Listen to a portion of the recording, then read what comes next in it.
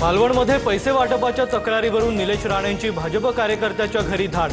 बॅगेत 25 लाख आढळल्यानं खळबळ। तर काल रवींद्र चव्हाण मालवणमध्ये आले होते आणि त्यापासून अशी नाटकं सुरू झाली। निलेश राणेंचं विधान। मालवणमध्ये भाजप कार्यकर्त्याच्या घरी पैसे सापडल्याच्या आरोपांचं आशिष शेलारांकडून खंडन। हे असत्य असल्याचं म्हणत निलेश राणेंचे आरोप खोटे असल्याचा शेलारांचा दावा।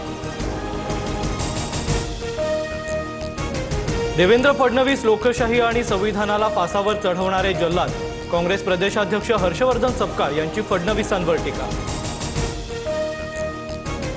जल्लादाची भाषा सपकाळांच्या मनस्थितीचं वर्णन करते। संविधानाला सर्वात जास्त कुरतडण्याचं काम काँग्रेसनं केलं। सपकाळांच्या फडणवीसांवरील टीकेनंतर आशिष शेलारांचा पलटवार। पार्थ पवार जमीन गैरव्यवहार प्रकरणात कारवाईबाबत मोठी फसवणूक। मुख्यमंत्री फडणवीसांनी 24 तासात अजित पवारांचा राजीनामा घ्यावा। अंजली दमानी यांचा अल्टिमेटम। अंजली दमानी यांच्या आरोपांवर मी काय बोलू? कुणाचा राजीनामा मागायचा हा तुमचा अधिकार। दमानी यांच्या मागणीवर अजितदादांची प्रतिक्रिया। तर दमानिया काय म्हणाल्या मला माहित नाही। फडणवीसांचं विधान।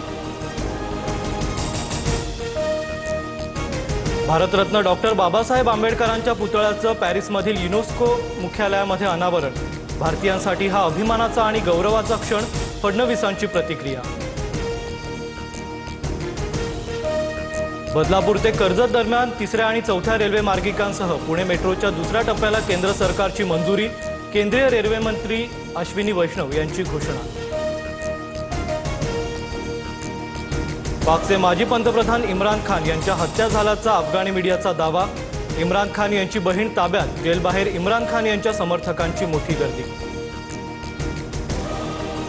2030च्या राष्ट्रकुल स्पर्धा भारतात होणार। अहमदाबादमध्ये राष्ट्रकुल स्पर्धेचं आयोजन करण्यात येणार। 2010 नंतर पहिल्यांदाच भारतात कॉमनवेल्थ स्पर्धा पार पडणार।